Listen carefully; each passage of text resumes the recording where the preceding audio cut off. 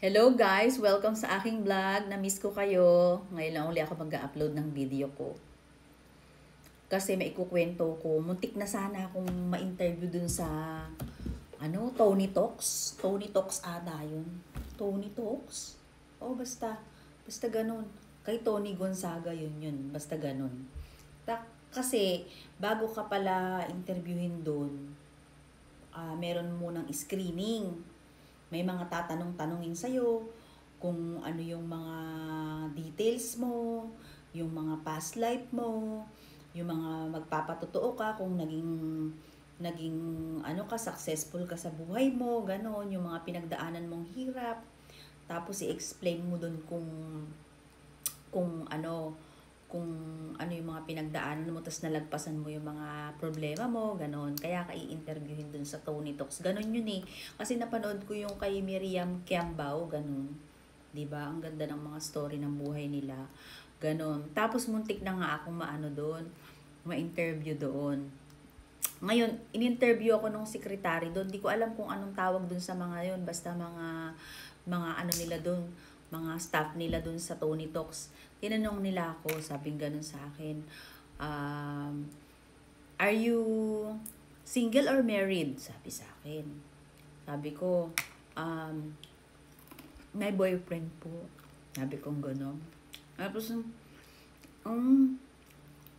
taga saan ang boyfriend mo? Ganon siya.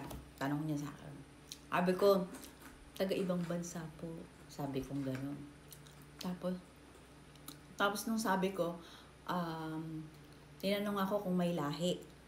Sabi ko, meron po, may lahi. Ano lahi niya? Sabi ko, Shih Tzu.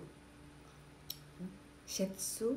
Basta, Shih Tzu o Shih Tzu? Gumanon ako eh. Tapos, nagtataka sila. Hindi ko naman maintindihan kung hindi nila ako naiintindihan. Basta sabi ko, Shih Tzu, basta ano po yun eh, kung hindi po Shih Tzu, Setsu, basta meron pong su sa dulo, sabi ko gano'n. May lahi bang gano'n? Sabi ko, meron, yung boyfriend ko. Gano'n. Basta takang-taka sila kung anong lahi yun. Hindi sila marunong. Sabi ko, basta Shih Tzu po yun o Shih Tzu. Pinapaliwanag ko dun sa staff nila, hindi makaintindi.